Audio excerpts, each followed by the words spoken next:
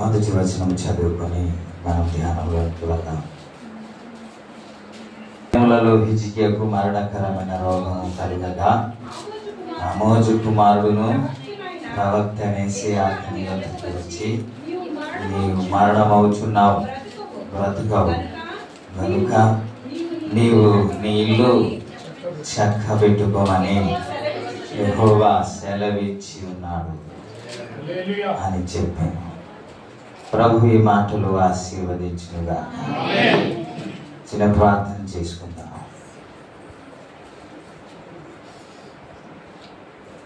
పరిశుద్ధుడును మహోన్నతుడైన తండ్రి, నీకే వందనాలు. ఇంతవరకు నీవే నడిపించావు. చదవని లేఖనాన్ని మీరు ఆశీర్వదించి నాతో మాతో అందరితో మాట్లాడమని, నీవే మాట్లాడుతున్నావని భయమును నాలో పుట్టించమని వేడుకుంటున్నాను.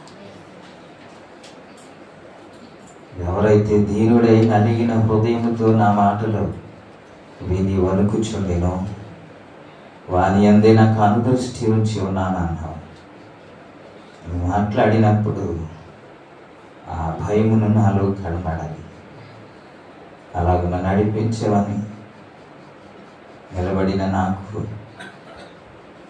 నీ మాట అందించి సహాయం చేసి నీ ప్రజలని ఆశీర్వదించమని యేసు నామములో అడుగుచున్నాము తండ్రి. Praise the lord. గడిచిన దినాల్లో హిజ్కియా గురించి నైట్ ప్రేయర్లో జ్ఞాపకం చేశాను. ఇందులో ఒక సందేశం దేవుడు ఇచ్చాడు, తర్వాత చెప్తానన్నాను, మీకు గుర్తుండలేదు. సో ఆ మాట మీకు జ్ఞాపకం చేయాలని ఇష్టపడుతున్నాను. మొదటి వచనంలో మనం చదువుకున్నాం, ఆయనకి మరణకరమైన రోగము కలుగగా ప్రవక్త అనేసి తన యొద్దకు వచ్చి, నువ్వు మరణమవుచున్నావు, నువ్వు బ్రతకవు చెప్పిన మాట మనం చదువుకున్నాం. అనేక సందర్భాల్లో ఈ మాట విన్నాం. నిజానికి నువ్వు చచ్చిపోతున్నావు అని చెప్పడానికి పంపించాడు దేవుడు. నువ్వు మరణమవుతున్నావు అని చెప్పడానికి ఆ దేవుడు అంత దూరం నుండి ప్రవక్తని పంపించాడు. అని ఎక్కడి నుంచి వచ్చాడో మనకైతే తెలియదు, కానీ అంత దూరం నుండి ప్రయాణం చేసి ఈ ముక్క చెప్పడానిక.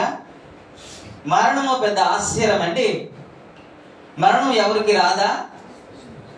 అందరికీ వస్తుంది కదా.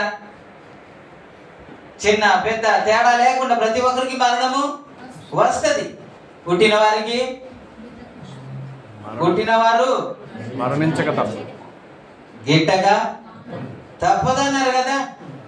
పుట్టిన ప్రతి ఒక్కరు ఖచ్చితంగా మరణిస్తారు. నువ్వు మరణిస్తావు అని చెప్పడానికి ఒక ప్రవక్త అవసరం లేదు కదా. ఒక ప్రవక్త వచ్చి అంత దూరం నుండి రాజు దగ్గరికి వచ్చి ఈ మాట చెప్పడం అవసరం లేదు కదా. మరి దేనికి పంపించాడు? అదే కదా చెప్తున్నాడు. వచ్చి నువ్వు మరణమవుతున్నావు, నువ్వు బ్రతకవు అని కదా చెప్పాడు దేవుడు. దేవుడు అంత దూరం నుండి పంపించి దానికోసమే కాదు, దేనికోసం పంపించాడంటే కింద వచనంలో అన్నాడు. కింద వచనంలో అన్నావు, నువ్వు బ్రతకవు కనుక అన్నాడు. నువ్వు బ్రతకవు కనుక నీ ఇల్లును ఏం చేసుకో, ఇల్లును చక్కబెట్టుకో అన్నాడు. ప్రభు ఉద్దేశం ఏమిటి? ప్రభు ఆలోచన ఏంటి? హృదయ ఆలోచన ఏమిటి అని అంటే, ప్రతి ఒక్కరూ మరణిస్తారు, ప్రతి ఒక్కరూ మరణిస్తారు, ఎవరు ఉండరు. అయితే మరణించక ముందు ఏం చేయాలి? మరణించక ముందు ప్రతి ఒక్కరూ ఇల్లు చక్కబెట్టుకోవాలి. అదే దేవుని ఉద్దేశం అని చెప్పడానికే పంపించాడు. అక్కడ మరణం అవ్వడం ఖాయమే. మరణిస్తారు ఎప్పుడో, ఈ రోజు రేపు ఎల్లుండి ఎప్పుడైనా మరణిస్తాడు. కానీ మరణించక ముందు మనం చేయాల్సింది ఏంటో తెలుసా? మాట్లాడరే. ఇందాక దేవుని అభిషేకం మీ మీదకి దిగి వస్తుంది ఆరాధన చేయించుండగా అని నేను అంటే బ్రదర్ అంటూ ఉంటే ఆమేన్ అన్నారే. సౌండ్ చాలా ఇంపుగా చేశారు. ఇప్పుడు మాట్లాడలేదు. చెప్తాను మీకు అద్భుతాలు అవసరమా లేదా?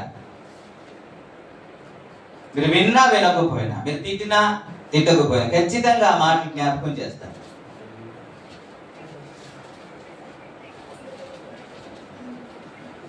మీరు నేను గ్యాప్ ఇస్తుంటే కొన్ని మాటలు నాకు అందిస్తారేమో అని నేను ఆపుతూ ఉంటా. అలా మీరు చెబుతూ ఉంటే మీకు వినబుద్ధి పడుతుంది అని నాకు అర్థమవుతుంది. అలాగ అర్థమైనప్పుడు ఇంకా 2 మాటలు చెప్పడానికి నాకు అవకాశం కలుగుతుంది. అందుకే గ్యాప్ ఇస్తున్నాను. అయినా మీ ముఖంలో చిరునవ్వు లేకుండా వింటున్నారు చూడండి, అది. సో చచ్చిపో ముందు ఏం చేయాలి? మరణించక ముందు ఏం చేయాలి? ఇల్లు అంటే సోఫా క్లీన్ చేసి దాని మీద బెడ్షీట్ వేసుకొని దాన్ని శుభ్రంగా చేసి కుర్చీలు చక్కగా పెట్టుకొని ఎవరు వస్తూ ఉంటే వాళ్ళకి ఇంపుగా కనబడడానికి అదండి. ఏమిటి ఇల్లు అని అంటే? మనిషి జీవితమే. మరణించక ముందు ఏం చేసుకోవాలంటే ప్రవర్తన బాగు చేసుకోవాలండి, మాటలు సరి చేసుకోవాలండి, మనం దిద్దుకోవాలి అని నేను చెప్పడం కాదు. ఇలా చెప్పినా మీరు బాధపడతారు. నేను చెప్పడం కాదు, దేవుడే చెబుతున్న మాట. ఇప్పుడు హిజ్కియా మరణిస్తాడా? చెప్పండి, హిజ్కియా మరణిస్తాడా? మనం మరణించమా? హిజ్కియా ఇల్లు చక్కబెట్టుకోవాలా? మనం కాదా? ఇప్పుడు హిజ్కియాతో మాట్లాడిన మాట మనకెందుకు? దేవుడు ఆనాడు హిజ్కియాతో మాట్లాడాడు, ఇప్పుడు మనకెందుకు? ఆ మాట ఎందుకు బైబిల్లో వ్రాయబడింది? బైబిల్లో వ్రాయబడిన ప్రతి మాట అది ప్రతి ఒక్కరికి చెందినదైతేనే దేవుడు రాస్తాడు, లేకపోతే రాయడు. మనం బుద్ధి కలగడానికే అంత్యకాలంలో ఉన్న మనల్ని బుద్ధి కలగడానికి ప్రతిదీ వ్రాయబడింది. కాబట్టి ప్రతి ఒక్కరూ చనిపోతారు. కానీ చనిపో ముందు ఏమి చేయాలి అని అంటే ప్రతి ఒక్కరు తన జీవితాన్ని సరి చేసుకోవాలంట, తన బ్రతుకులను సరి చేసుకోవాలంట, తన మాటలను సరి చేసుకోవాలంట, తన ప్రవర్తనలను దిద్దుకోవాలంట. మరి ఎందుకు దిద్దుకోవాలి? భయంకరమైన దినాలు రాబోతున్నాయి కాబట్టి. Praise the Lord. 89వ కీర్తన, 89వ కీర్తన.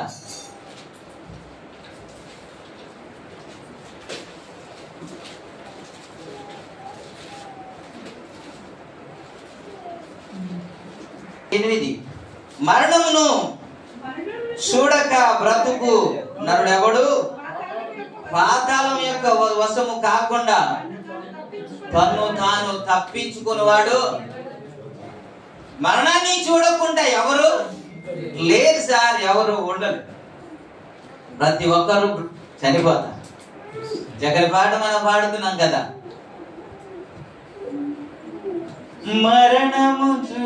మరణము రుచి చూడక బ్రతుకే నరుడెవడు, కలకాలం జీవిస్తూ ఉండే స్థిరుడెవడు అన్నాడు. కలకాలం నేను జీవిస్తానని ఎవరైనా చెప్పగలరండి? ఎవరైనా చెప్తారా? ఎవరు చెప్పలేరు. నేను ఉండిపోతానని ఎవరు చెప్పలేరు.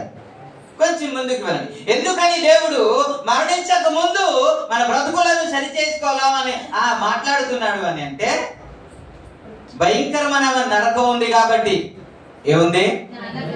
ఏముంది? నిజానికి ఉందా? ఎవరైనా చూసారా? ఎవరైనా చూసారంటే ఉందా?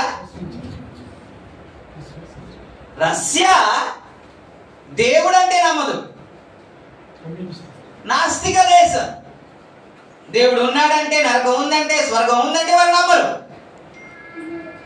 రష్యా సైంటిస్టు పరిశోధనలో భూమి మీద ఒక రంధ్రం చేసి, బోర్ వేసినట్టు రంధ్రం చేసి పరీక్షిద్దాం, పరిశోధన చేద్దాం అని ఒక సైంటిస్ట్ బయలుదేరి ఆ పరిశోధన ప్రారంభించిన తర్వాత భూమి లోపలికి 7.5 మైళ్ళు లోపలికి త్రవ్విన తర్వాత ఆ మోటార్ తిరిగేస్తుంది, మళ్ళీ కిందకి వెళ్ళట్లేదంట.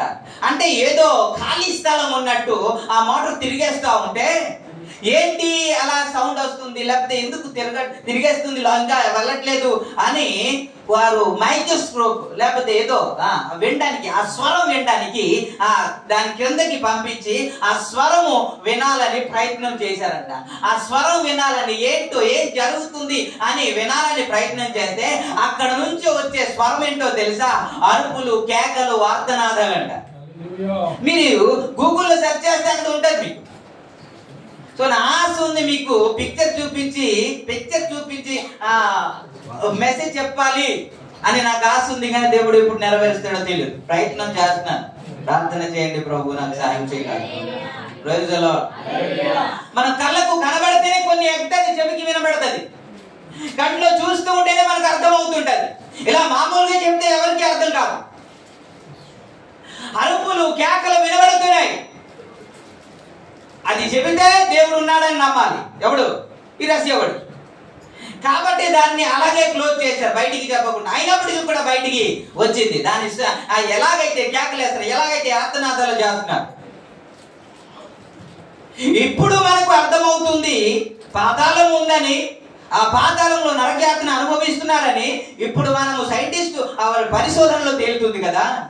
దాని అంతకు ముందే బైబిల్ కూడా చెప్పింది, బైబిల్ కూడా చెప్పింది కదా.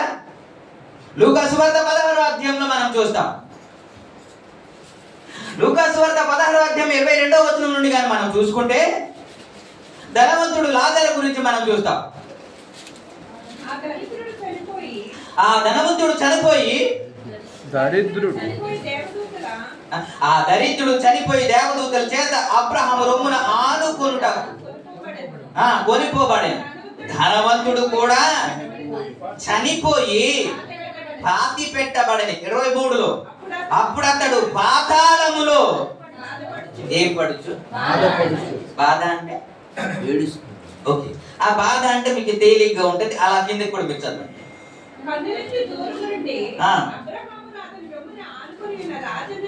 24 తండ్రి అయిన అబ్రహామా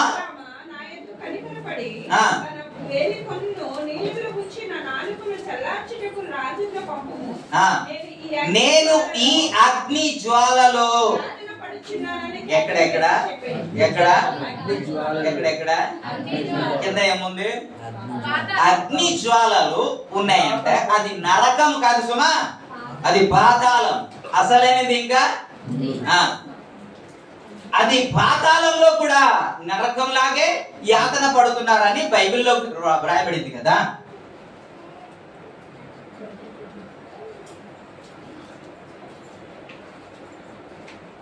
ఈ పాతాళం భూమి క్రింద ఉంది అని కొంత మనం ఒకసారి ఊరిలో వచ్చేటప్పుడు మాట్లాడుతాం. దాని గురించి వివరణ వెళ్తే నేను చెప్పవలసిన మాట నేను మర్చిపోతాను కాబట్టి అది చెప్పకుండా ముందుకు వెళ్ళిపోతాను. దేవునికి స్తోత్రం. హల్లెలూయా. ఇప్పుడు నాకు చిన్న ప్రశ్న వేస్తాను. లాజరు క్రైస్తవుడు, ధనవంతుడు అన్యుడు. అన్యుడా క్రైస్తవుడా? తలెత్తి ఒకసారి నా వైపు చూడండి. అన్యుడా క్రైస్తవుడా? ధనవంతుడు అన్యుడా క్రైస్తవుడా?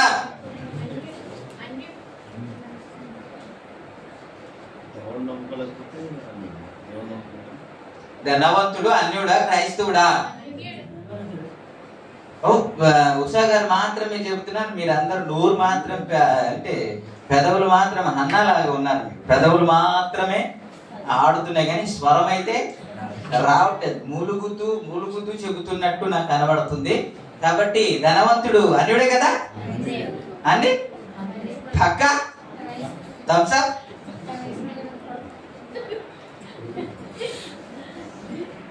ఓకే, కాబట్టి నరకానికి వెళ్ళాడు.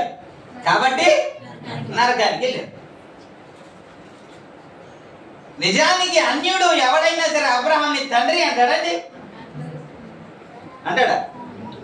అబ్రహామును చూడగానే పోల్చాడా లేదా? పోల్చి ఏమన్నాడు అంటే తండ్రి అయినా అన్నాడంటే ఇది క్రైస్తవుడా లేకపోతే?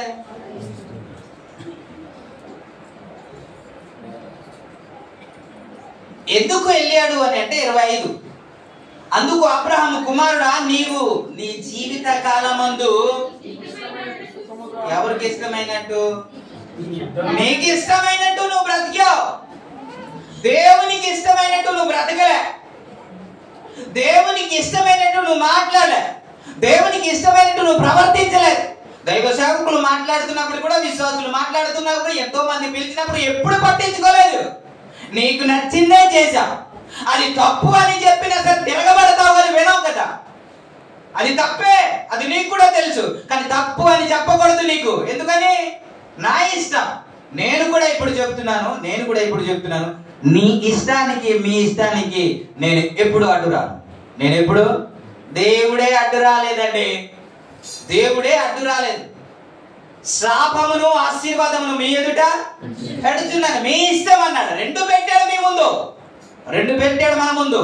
అది మీ ఇష్టం అన్నాడు. నేను కూడా ఇక ముందు నుంచి ఖచ్చితం 11:9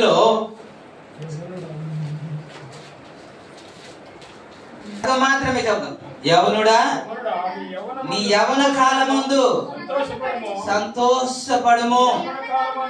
నీ యవన కాలమందు నీ హృదయము సంతుష్టిగా ఉండనిమ్ము. నీ కోరిక చొప్పున, నీ దృష్టి యొక్క ఇష్టము చొప్పున చాలు. ఇంతే. దేవుడే చెప్పేశాడు. ఏమని? నీకు నచ్చినట్టే చేసుకో. నేను కూడా అంటాను, నేను నచ్చినట్టు మీరు చెయ్యండి. దేవుడు రెండు పెట్టాడు. అయితే అన్నాడు కదండి. అయితే వీటన్నిటి విషయంలో ఒక దినాన తీర్పులోనికి తీసుకొస్తాడు అని ముందు పెట్టాడు. అంతే. ఈ ముందు పెడుతున్నాను, ఇక ముందు కూడా అదే చెప్తాను. మీ ముందు పెడుతున్నా, అది మీ ఇష్టం. చేస్తారా లేదా? ఎందుకు మరణానికి ముందు ఎందుకు మనం జీవితాలు సరి చేసుకోవాలా, ఇల్లు సరి చేసుకోవాలి అని అంటే, భయంకరమైన నరకం అండి. అక్కడ వ్రాయబడిన మాట, అగ్ని ఆరదు, పురుగు చావదంట. మనం అండుతూనే ఉంటాం. ఒక్కసారి అక్కడ పడిన తర్వాత మరలా రావడానికి ఛాన్స్. జైలుకి వెళ్తే ఒక దినాన మరలా తిరిగి వస్తామని ఒక హోప్ ఉంటదండి. హాస్పిటల్కి వెళ్ళినా సరే, కొంతమంది చచ్చిపోతున్నారన్నా సరే, దైవ సేవకులు గాని సంఘం గాని ప్రార్థన చేస్తే, ఇలా ప్రార్థన చేసి ఆలకించి దేవుడు నడిపిస్తాడండి. ఆశయం ఉంటది. కానీ నరకంలో పడిన తర్వాత మనకు ఛాన్స్ లేదు. there is no chance. అక్కడ నుంచి మరలా బయటికి వస్తాం అని ఒక ఆశ లేదు. అక్కడ ఉండిపోవాల్సిందే. నిత్య రాజ్యంలో మనం ఎలాగ నిత్యము ఉండాలా, నిత్య నరకంలో నిత్యం కాలిపోతూనే ఉండాలి. అందులో నుంచి తప్పించబడాలనే దేవుడు పరిగెత్తుకుంటూ ఒక దైవ సేవకుడు, ఒక ప్రవక్తను అతని దగ్గరికి పంపించి చెబుతున్న మాట ఏంటో తెలుసా? నువ్వు మరణం కాబోతున్నావు కాబట్టి నీ ఇల్లును సరి చేసుకో. చక్క పెట్టుకోపోతే నువ్వు నరకానికి వెళ్తావు. చక్క పెట్టుకోపోతే నువ్వు పాతాళానికి వెళ్తావు. చక్క పెట్టుకోపోతే నువ్వు అగ్నిలో నువ్వు యుగ యుగాలు కాలిపోవాల్సిందే. కాబట్టి అందులో నుంచి రక్షించడానికి ప్రేమించి ఒక దైవ సేవకుడు నీ యొద్దకు పంపించి మాట్లాడుతున్నా సరే, కొంతమందికి భయమే లేదు. మీకు కాదు, బయట ఉన్న వారికి. దేవునికి స్తోత్రం. హల్లెలూయా. చాలా సందర్భాలు మీరు కొంతమంది బాధపడతారు కాబట్టి అది నేను లేవనెత్తకుండా పైన చెప్తాను. కానీ పేతురు గారు అనారోగ్యం పాలవ్వలేదు. నడుచుకుంటూ హాస్పిటల్కి వెళ్ళారు. భార్య భర్తలు నడుచుకుంటూ ఇద్దరు హాస్పిటల్కి వెళ్ళారండి. నడవగలిగారు, చక్కగా ఉన్నారు, హెల్తీగా ఉండేవారు. 2 గంటల తర్వాత శవం తిరిగి వచ్చింది. 2 గంటల తర్వాత. మీరు ఎప్పుడైనా అనుకున్నారా పేతురు గారు చనిపోతాడని? పేతురు గారు చనిపోతారు, ఇంకా డెడ్ బాడీ వస్తుంది మా ఇంటికి అని ఎప్పుడైనా అనుకున్నావా? లేదు కదా. మీరు వార్త విని ఉంటారు. ఒక 15 రోజుల క్రితమే భోగాపురంలో కొత్త ఇన్నోవాలో వస్తున్నారు 4. లారీకి వీలెళ్ళి గుద్దేసి 4 స్పాట్లో చనిపోయారు. ఇలాంటివి మనకి తెలిసింది కొన్ని, తెలియంది కొన్ని. మన సంఘంలోనే కొంతమంది అనుకోలేదు, అలాగెళ్ళి ఇలాగా కనుమూశారు. అవన్నీ గుర్తు వస్తే మీకు ఏమనిపిస్తుంది? కలకాలం ఉంటావనా? కలకాలం జీవిస్తావనా? మరణం రుచి చూడకుండా ఉండిపోతావనా? కాదు కదా. ఇప్పుడు ఒక ప్రశ్న అడుగుతాను. నేను 20 సంవత్సరాలు బ్రతకగలను అన్నవారు ఎవరైనా చెబుతారా? పోనీ 10 సంవత్సరాలు ఖచ్చితంగా గ్యారెంటీగా ఉంటానండి అని ఎవరైనా? పోనీ 5 సంవత్సరాలు చెప్పలేమా? 5 సంవత్సరాలు లేదు, 2 సంవత్సరాలు లేదు, ఒకసారి చెప్పలేము కదా. ఈ రోజు ఏం జరుగుతుందో ఎవరికి తెలియదు కదా. మరి అలాగైతే ఎప్పుడు చచ్చిపోతామో తెలియదు అనుకుంటే అది ఈ రోజు రేపు ఆ క్షణంలోనే ఎప్పుడో తెలియకపోతే, నిన్నటి దినాన ఒక ఆమె మాట్లాడుతుంది, అయ్యా 14 సంవత్సరం ఆ అబ్బాయి, 14 సంవత్సరం అండి, ఏమి లేదండి, కడుపు నొప్పి అని హాస్పిటల్కి తీసుకెళ్తే ఏమి ఇంజక్షన్ వేశారో తెలియదు కానీ చచ్చిపోయాడండి అని ఏడుస్తాం. కడుపు నొప్పికి చచ్చిపోయాడటండి. మా పిన్ని గారు జ్వరం అని హాస్పిటల్కి తీసుకెళ్తే, భువనేశ్వర్ తీసుకెళ్తే జ్వరంకి అండి ఏమి ఇచ్చారో తెలియదు, డెడ్ బాడీ పంపించారండి. జ్వరానికి ఎవరైనా చచ్చిపోతారండి? కడుపు నొప్పికి ఎవరైనా చచ్చిపోతారండి? ఏమో, ఎవరికి తెలియదు కదా. అందుకే చెబుతున్నాను, మనం ఎప్పుడు ఎక్కడ ఎలా ఎప్పుడు చనిపోతామో మనకి తెలియదు కాబట్టి చనిపో ముందు ఏం చేసుకోవాలో తెలుసా? బ్రతుకులను మార్చుకోవాలి. హల్లెలూయా. అందుకే పాపులకు చోటు లేదు పరలోకమునందు, అందుకే మార్పు చెందు మరణానికి ముందు, యేసు రక్తమే నీ పాపానికి మందు, కడగబడిన వారికే గొర్రె పిల్ల విందు, కడగబడిన వారికే గొర్రె పిల్ల విందు. ఎవరికి పాపులకు చోటు లేదండి అక్కడ. ఎవరైతే పాపంలో జీవిస్తున్నారో, ఎవరైతే ఇష్టానుసారంగా జీవిస్తున్నారో వారికి దేవుని సన్నిధిలో చోటు లేదుగా. అందుకే మరణానికి ముందు ఏం చేసుకోవాలంట? బ్రతుకులను మార్చుకుంటే బెటర్.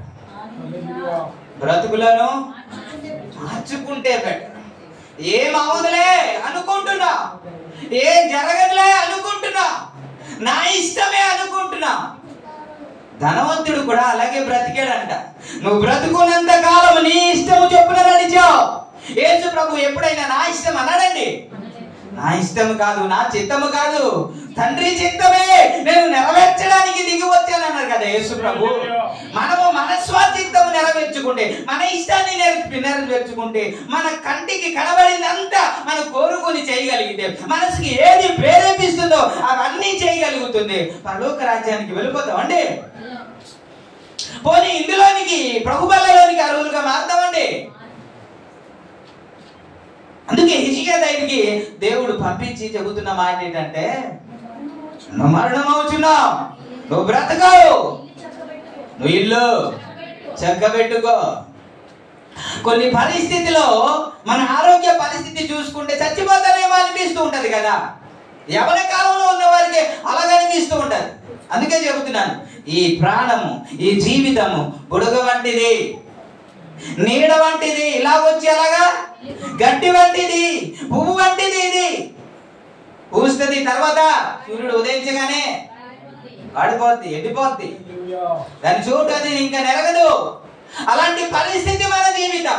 ఈ చిన్ని జీవితం గురించి నిత్య రాజ్యాన్ని పోగొట్టుకుంటున్నామండి, నిత్య రాజ్యాన్ని వద్దనుకుంటున్నామండి, నిత్య నరకంలోనికి వెళ్ళాలని మనం తపన పడుతున్నాం. నిజానికి దేవుడంట మరణపు అంచు వరకు ప్రయత్నం చేస్తాడంట. మరణపు అంచు వరకు లేక నరకపు అంచు వరకు ప్రయత్నం చేస్తాడంట రక్షించడానికి. చాలా మంది అనుకుంటారు, దేవుడు మాతో మాట్లాడలేదండి, దేవుడు కార్యం చేయలేదండి, దేవుడు అద్భుతాలు చేయలేదండి, దేవుడు మేలు చేయలేదండి, అందుకే మావాడు చచ్చిపోయాడండి అనుకుంటారు. కాదు కాదు, దేవుడు మాట్లాడకుండా ఎవరిని విడిచిపెట్టాడు, ప్రాణానికి అప్పగించడు. మీరు ఒక్కసారి గుర్తు చేసుకోండి, మీలో మీ ఇంట్లో ఎవరు చనిపోయారు, వారితో దేవుడు మాట్లాడలేదా? దేవుడు ఎలా మాట్లాడతాడు?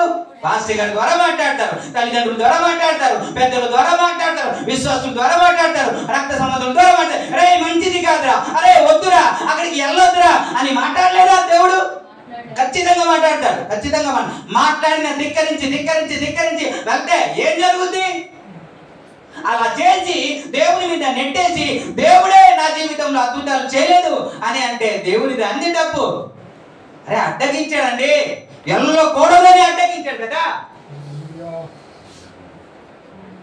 మరణానికి ముందు ప్రతి ఒక్కరూ సరి చేసుకోవాలని కదా యెషయాకు పంపించాడు. ప్రభు నామానికి మహిమ. హల్లెలూయా, హల్లెలూయా. ఇలా బ్రతుకు సరి చేసుకోకుండా ప్రభు బలలోనికి మనం వెళ్ళొచ్చండి. అదే బ్రతుకు, అదే మాటలు, అదే జీవితము, అలా చేసి మనము ప్రభు బలలోనికి వెళ్ళలేము. పరిస్థితి తారుమారుగా ఉంది. భయంకరమైన పరిస్థితిలో సంఘం ప్రార్థన చేసినందుకు కొంత తగ్గింది, కానీ నిన్నటి దినాన ఛత్తీస్గఢ్లో 3 గ్రామాల మీద దాడి చేయడానికి ప్లాన్ చేశారు. అది క్యాన్సిల్ చేయబడింది. మళ్ళా పంపించాను. Praise the lord. కాబట్టి ఆ ప్రాంతంలో ఉన్న దేవుని బిడ్డల కొరకు ప్రార్థన చేయండి. రాబోయే దినాల్లో మన మీదకి కూడా రాదు అని ఎప్పుడు అనుకోవద్దు.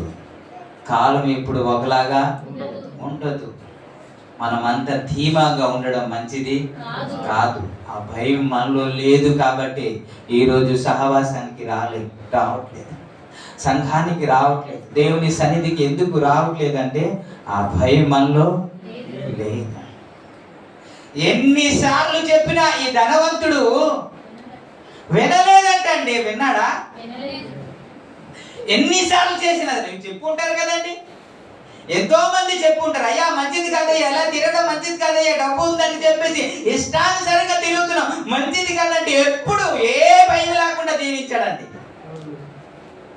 ఇప్పుడు అంటున్నాడు, అయ్యా ఇక్కడ నుండి అక్కడికి, అక్కడ నుంచి ఇక్కడికి ఎవరు రావడానికి అవకాశం లేదయ్యా, మీకును మాకును మధ్యలో ఒక మహాగాధము ఉంది అని అబ్రహాం మాట్లాడిన తర్వాత, అయ్యా అలాగా ఇంత యాతన పడాలా, ఈ అగ్ని గుండంలో ఇలా కాలిపోతూనే ఉండాలా, ఇందులో నుంచి రక్షించబడడానికి బయటికి రావడానికి అవకాశం లేదా?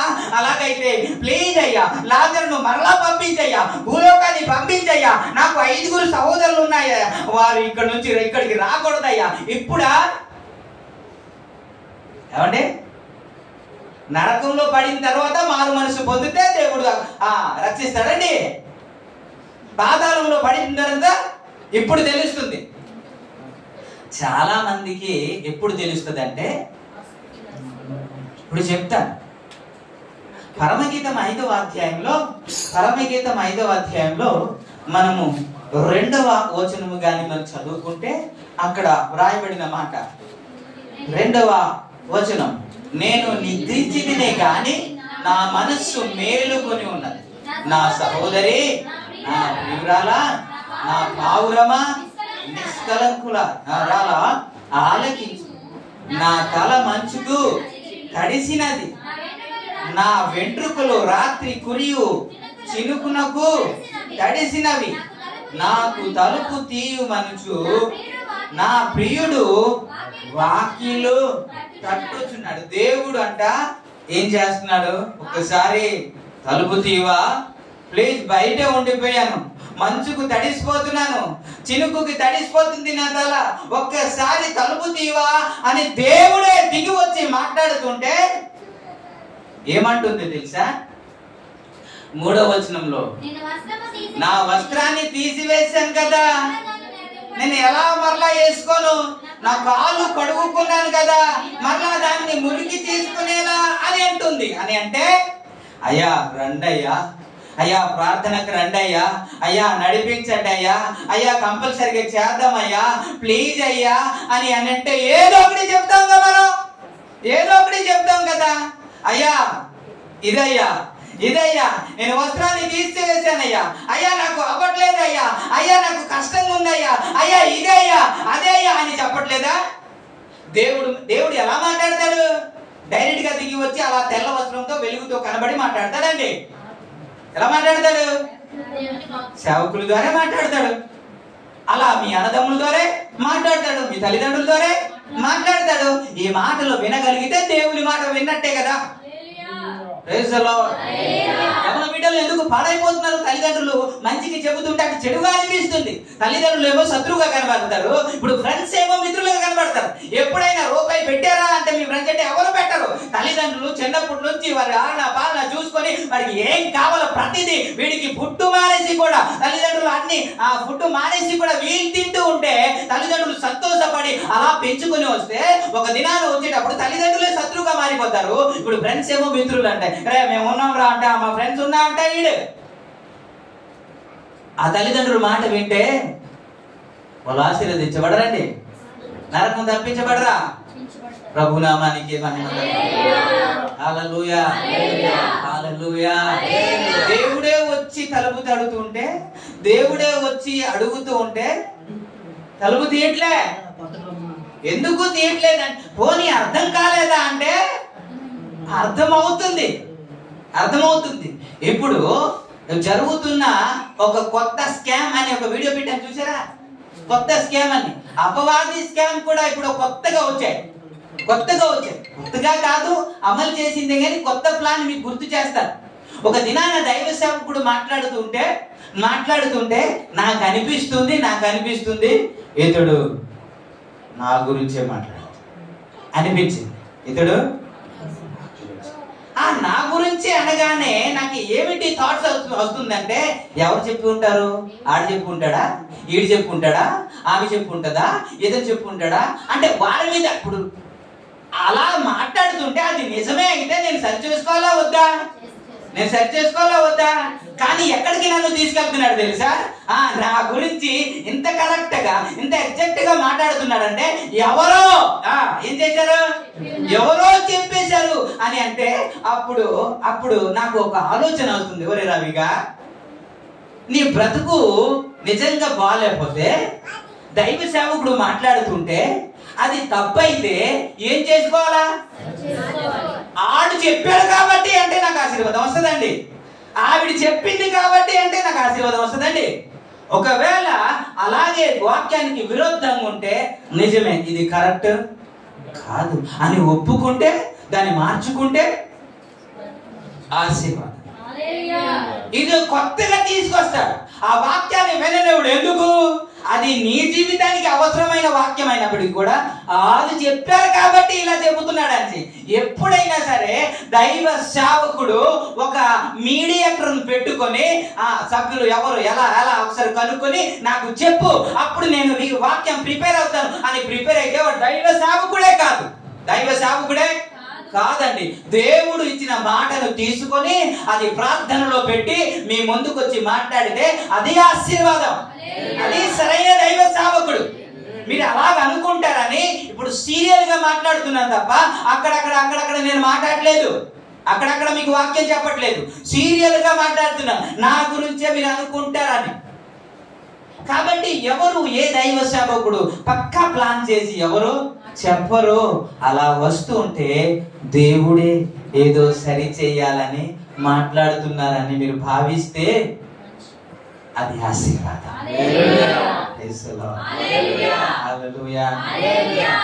ఏ విషయము మీకు తడుతున్నాడు కదా దేవుడు, అమ్మా అది మంచిది కాదని తట్టలేదా? ఎప్పుడు అయ్యా అది మంచిది కాదని ఎప్పుడు తట్టలేదండి, మీకు పిలవలేదండి, దేవుడు అడగలేదండి, ప్లీజ్ అని అడగట్లేదండి, దైవ సేవకులు మీ దగ్గరకు వచ్చి కమాండ్ చేయకుండా రిక్వెస్ట్ చేయట్లేదండి చాలా సందర్భంలో. మరి దేవుడు ఆ విధంగా మాట్లాడుతుంటే తలుపు తీశారా అంటే ఎప్పుడు వరకు లేదు కదా. ఏదో ఒకటి చెప్తాం. ఏంటి అని అంటే, నాకు ఫలానా దగ్గరికి వెళ్ళవలసి వచ్చింది, చిన్న పని ఉండేది, వ్యాపారం ఉండేది, ఇంకొకటి ఉండేది, అలాగా ఉండేది కదా. ఇప్పుడు సులభతి ఏం చెబుతుంది అని అంటే, స్వరం వినబడుతుంది, అతడే మాట్లాడుతున్నాడు, దేవుడే మాట్లాడుతున్నాడు, తలుపు తీయమంటున్నాడు, అతను బయట ఉన్నాడు అని అర్థమైనప్పటికీ కూడా తలుపు తీయట్లేదు. ఎందుకని? వస్త్రాన్ని తీసివేసిందంట, ఏదో పని ఉందంట. నిజానికి చెప్పాలంటే ప్రియుడు రాగానే ఏ పని ఉన్నా ఏం చేసినా ఏం చేయాలి? వెంటనే మనకు అర్థం కావట్లేదండి. ఈ లోకానుసరంగా ప్రేమ మీకు ఎగ్జాంపుల్ చెబితేనే మీకు అర్థం అవుద్దేమో కదా. ఇద్దరు కానీ యవన బిడ్డలు కానీ ప్రేమించుకుంటే కనబడితే చాలు, తల్లిని మర్చిపోతాడు, తండ్రిని మర్చిపోతాడు, ఫ్రెండ్స్ ని మర్చిపోతాడు, పక్కన పెట్టి పరిగెట్టుకుంటూ వెళ్ళిపోతాడు దేవునికి స్తోత్రం కదా. వీడికి తలనొప్పి ఉన్నా ఫోన్ వచ్చింది అనుకో, నాకు తలనొప్పి ఉంది బేబీ, మాట్లాడు తర్వాత మాట్లాడతా అంటాడా? జ్వరం వెంటనే జ్వరం తగ్గిపోతుంది. 2 రోజులైంది ఆకలి కొన్ని తినలేదు, బేబీ నీకు చూడాలనిపిస్తుంది, ఫలానా సెంటర్కి వస్తావా అని అంటే ఉడిపోతాడా వెళ్ళిపోతాడా? ఎక్కడ లేని బలం వచ్చేస్తారు దేవునికి స్తోత్రం. కానీ అదేంటో దేవుని సన్నిధికి రమ్మంటే కొద్ది తల నొప్పండి, నడు నొప్పండి, మెడ నొప్పండి, నీరసం అండి, నిద్ర లేదండి, కానీ దేవుడిని మాత్రం ప్రేమిస్తున్నామండి అంటాం కదా మీరు.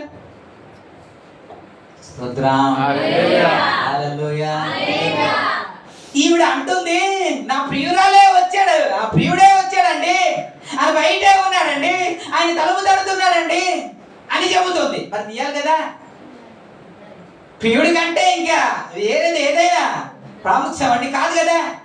పోనీ అతను ఏమనుకున్నాడంటే ఏమో గుర్తుపట్టలేదేమో, ఎవరో అనుకుంటుందేమో, ఏ పురుషుడు అనుకుంటుందేమో అని కిటికీ సందులో చేయి పెట్టేసి ఇప్పుడు కిందన చదవండి 4వ వచనం. కిటికీ సందులో చేయి పెట్టేసి తన గాయపడిన హస్తంను చూపించి నేనే నేనే ఎవరు అనుకుంటున్నావు నేనే అని తన గాయాన్ని చూపిస్తే అప్పుడు గుర్తుపట్టింది కదా. అప్పుడు తీయాలా? అప్పుడు కూడా తీయలేదండి, అప్పుడు కూడా తీయలేదు. చదవండి 4వ వచనం.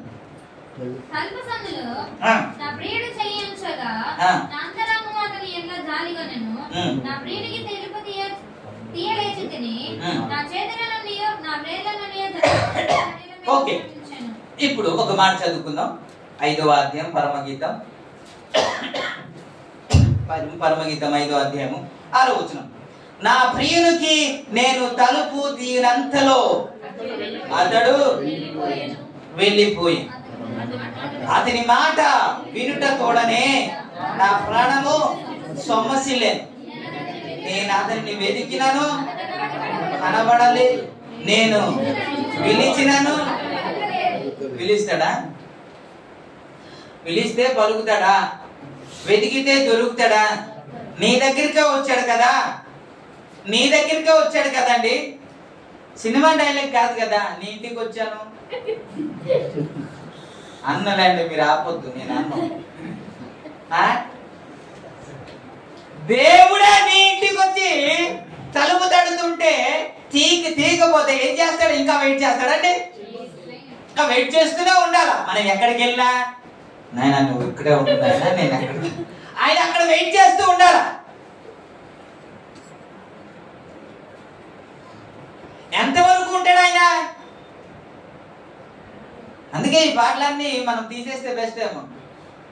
ఆయన జాలి గల దేవుడని, కనికరం గల దేవుడని ఇలాంటి పాటలు పాడుతూ ఆయన ఏం చేసినా సరే పర్వాలేదులే అని అనుకుంటున్నాం. కాదు కాదు కాదు, కొంతవరకు దేవుడు టైం ఇస్తాడు, కొంతవరకు దేవుడు టైం ఇస్తాడు. అంతవరకు నిన్ను బ్రతిమిలాడతాడు. ఎంత బ్రతిమిలాడినా, ఎంత రిక్వెస్ట్ చేసినా, ఎంత నడిపించడానికి ప్రయత్నం చేసినా అందరు చేస్తారు. ఎవరి వల్ల ట్రై చేయాలో అందరి వల్ల ట్రై చేస్తాడు. ఆయన చేశాడు చేశాడు చేశాడు చేశాడు, అప్పటికి తీయలేదు, ఇప్పటికి తీయలేదు, వెళ్ళిపోయాడండి. వెళ్ళిపోయిన తర్వాత ఇప్పుడు ఏం చేస్తుంది అంటే, నేను అదే చెబుతున్నాను, ఆరోగ్యం ఉండినప్పుడే ప్రభు సన్నిధికి వచ్చి, కాళ్ళు చేతులు పని చేసినప్పుడే దేవుని సన్నిధికి వచ్చేయాలి. మాటలు బాగున్నప్పుడే ప్రవర్తన మార్చుకోవాలి. అంతా అయిపోయిన తర్వాత కానీ దేవుడు మీకు కృప చూపించాడు. చాలా మంది నడవలేకపోతున్నారు, చాలా మందికి మాటలు రాలేదు, ఇంకా తడబడుతూ మాట్లాడుతున్నారు. మా వీధిలోనే చాలా మంది ఉన్నారు. నాటకం మారిపోయింది. ఈ 2 కాళ్ళు చేతులు పని చేయట్లేదు. దేవుడు అలా చేయలేదు, మీకు దేవుడు కృప చూపించాడు. దేవుడు మరలా ఒక అవకాశం ఇచ్చాడు. రండి దేవుని సన్నిధికి మనం అందరం కలిసి ప్రభుని ఆరాధిద్దాం. Praise the lord. నేను మీ చెల్లి గురించి కూడా దేవుడు అద్భుతాలు చేశాడు. ఇప్పటికైనా సరే కుటుంబము దేవుని సన్నిధిలో నమ్మకంగా ఉండగలిగితే దేవుడు అద్భుతాలు చేస్తాడు. Praise the lord. అవకాశం ఇస్తున్నాడు దేవుడు, మరలా మరలా మరలా దేవుడు అవకాశం ఇస్తున్నాడు. అవకాశం వచ్చినప్పుడు అందిపుచ్చుకుంటే మంచిది.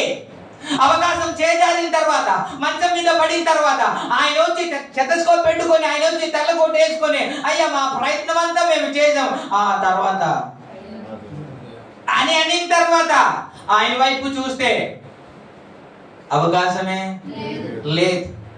పంది ఎప్పుడు దేవుడా అని అడగదంట. పంది ఎప్పుడు ఆకాశం వైపు చూడదంట.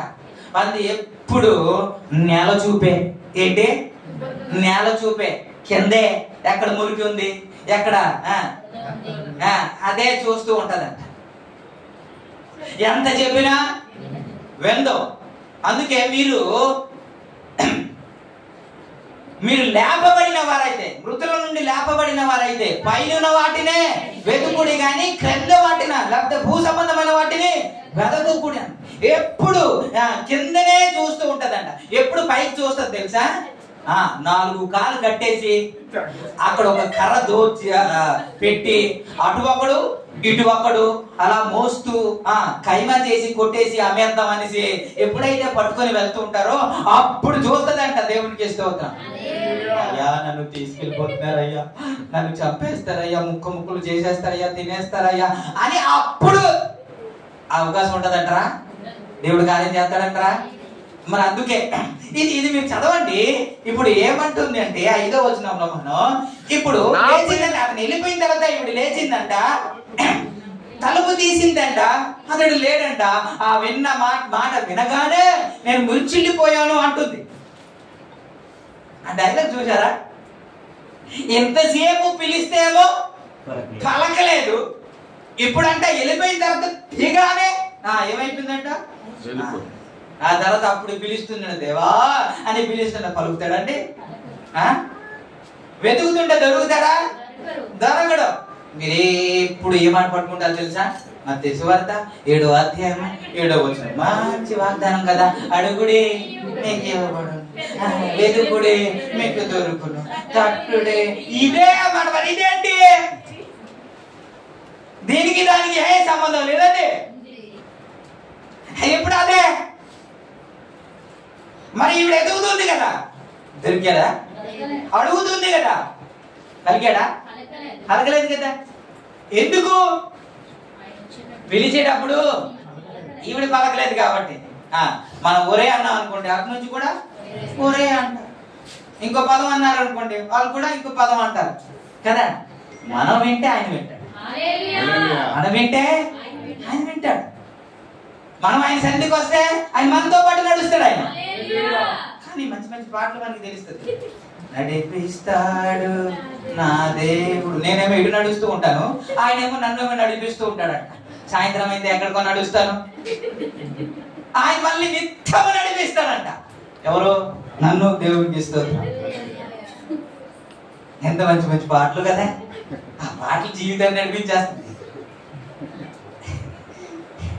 ప్రభునామానికి ఆ కింద వచనంలో ఇంకా ఏమంటుందంటే 7వ వచనం,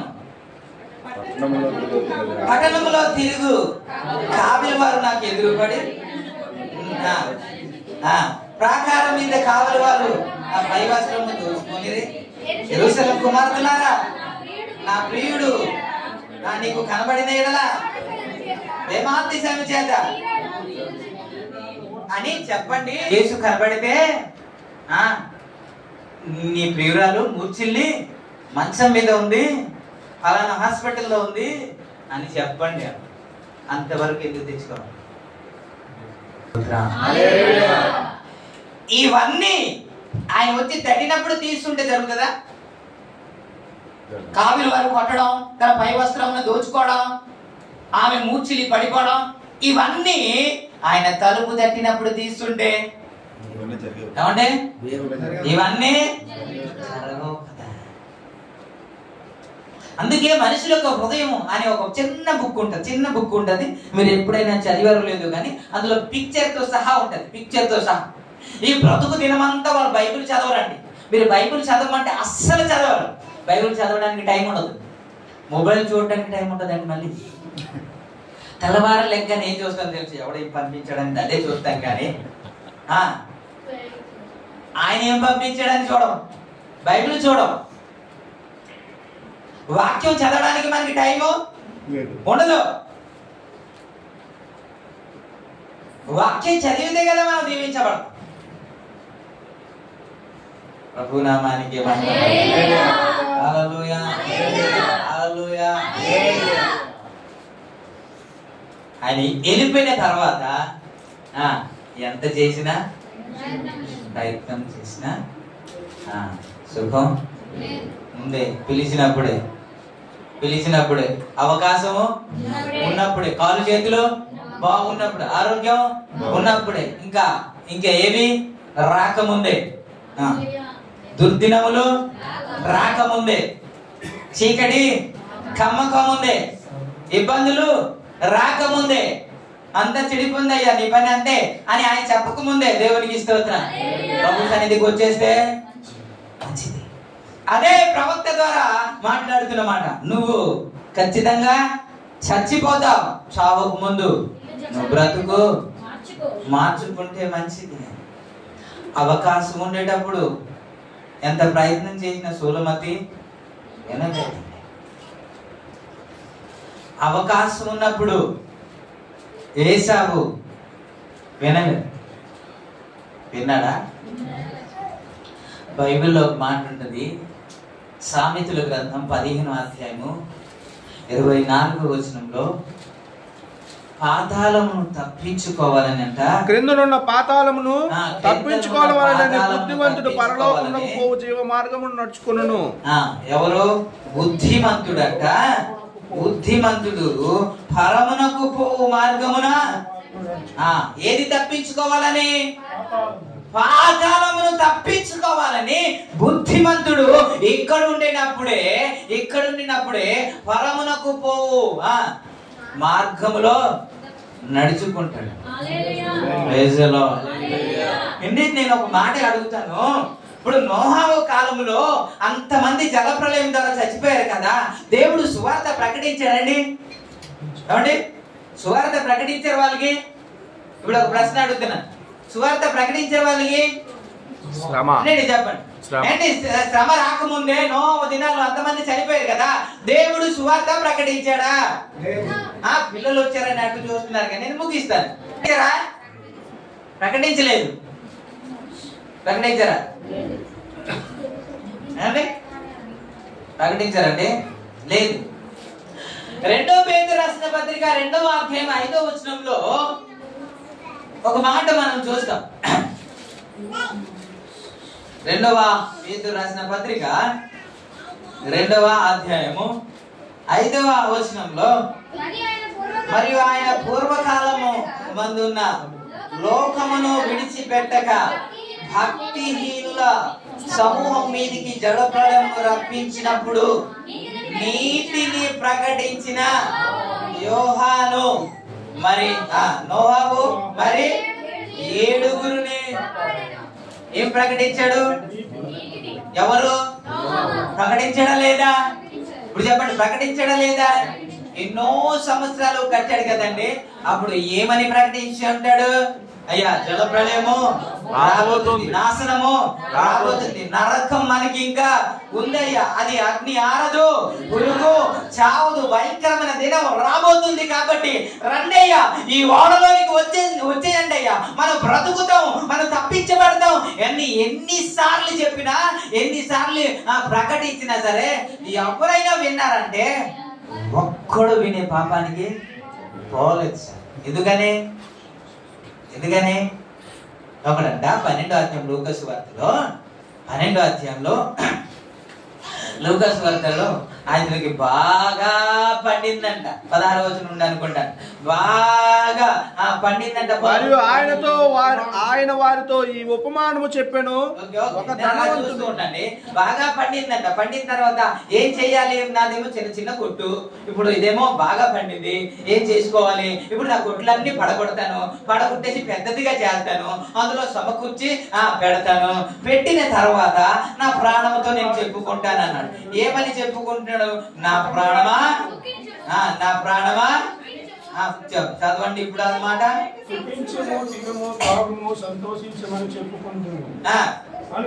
సరే, 19-20 వచనంలో ఉంటది, నా ప్రాణమా నీకు అనేక సంవత్సరములకు విస్తారమైన ఆస్తిని నీకు సమకూర్చబడి ఉన్నది, ఏం చేయి? సుఖించు, తినుము, ఏం చేయము? తినుము, తినుము. పాట చిందేసి ఈయనకి ఏం లేదు ఇంకా, ఏంటి? తినడం, తాగడం, సుఖించడం. దేవునికి స్తోత్రం. 20వ వచనంలో ఏమైనా ఉంటుందని తెలుసా? అయితే దేవుడు వెరివాడా ఈ రాత్రే దేవుడు నీ ప్రాణమడిగితే, ఈ రాత్రే దేవుడు నీ ప్రాణమడిగితే, సంపాదన ఎవరిదగును యోచించితివా? యేసే నిజ దేవుడు, నిత్య జీవమిస్తాడు, మరణమైన జీవమైన నిన్ను కొంతసేపు కనబడి అంతలోనే మాయమై ఆవిరి వంటిదిగా జీవితం, లోకాన కాదే ఇది శాశ్వతం. స్తోత్రం. కొంతసేపు కనబడి అంతలో మాయమైపోయి జీవితం అండి. దేవుడు కృప చూపిస్తున్నాడు కాబట్టి బ్రతికి ఉన్నాం. దేవుడు ఆయన అవకాశం ఇస్తున్నాం కాబట్టి బ్రతికి ఉన్నాం. ఎందుకు అవకాశం ఇస్తున్నాడు తెలుసా? ఈ చెట్టుని లూకా సువార్త 11వ అధ్యాయం 6వ వచనం నుంచి 9వ వచనంకి వ్రాయబడిన మాట. ఆ చెట్టుకు మరలా దేవుడు ఎందుకు అవకాశం ఇస్తున్నాడు తెలుసా? ఫలిస్తావేమో అని. ఇంకా ఈ సంవత్సరమైన బ్రతుకు మార్చుకుంటారేమో అని, ప్రవర్తన మార్చుకుంటారేమో అని, వారి మాటలు ఉద్దేశాలు నడవడిగా మార్చుకొని దేవుని సన్నిధికి వస్తారేమో అని దేవుడు అవకాశం ఇస్తున్నాడు. ఆ అవకాశాన్ని అందిపుచ్చుకుంటే మనం తప్పించబడాలి. ఈరోజు ఒక తీర్మానానికి రాగలిగితే ప్రభు ఖచ్చితంగా క్షమించడానికి ఇష్టపడతారు. మీరేదో పెద్ద పొరపాటు చేస్తున్నారని, మీరు పాపులమని నేను చెప్పట్లేదు సుమా. మీరు పరిపూర్ణులుగా అయిపోవాలని ప్రయత్నం చేస్తారు. దేవునికి ఇష్టలుగా మారిపోవాలనే ప్రయత్నం చేస్తారు. మీరు నరకం తప్పించబడాలనే ప్రయత్నం చేస్తున్నారు. పాతాళమును తప్పించబడాలనే ప్రయత్నం చేస్తున్నారు. బుద్ధిమంతుల వలె ఇక్కడ ఉండినప్పుడు పరమనకు పోవు మార్గంలో నడుచుకోవాలనే ప్రయత్నం చేస్తున్నారు. స్తోత్రం. చెప్పకపోతే లెక్క అడుగుతాడు కాబట్టి ఖచ్చితంగా నేను చెప్పవలసిన అవసరం. ఈ రోజు మనము ఇది ఏంటో తెలుసా? ఈ ప్రభు వల్ల ఎత్తబడడానికి ఒక మార్గం. ఎవరైతే నా శరీరమును తిని నా రక్తమును త్రాగుతారో వారు అంత్యదినమున లేపబడతారన్నమాట ఉంటది. అంత్యదినమున అయితే ఇందులోనికి ఎలాగెళ్ళాలంట? పరిశుద్ధంగా వెళ్ళాలి, యథార్థంగా వెళ్ళాలి, హృదయాన్ని మార్చుకొని వెళ్ళాలి, ప్రవర్తన మార్చుకొని వెళ్ళాలి, బ్రతుకును మార్చుకొని వెళ్ళాలి. ఆ విధంగా వెళ్ళగలిగితేనే అంత్యదినమున మనం ఒకదానికి ఒకటి లింక్ పెట్టాడు సుమా. ఒకదానికి ఒకటి లింక్ పెట్టాడు. ఆ విధంగా ప్రభు మీ అందరికీ చేయుగా. ప్రభు మీ అందరిని ఆశీర్వదించుగా. ఈ మాటలు దేవుడు ఆశీర్వదించుగా.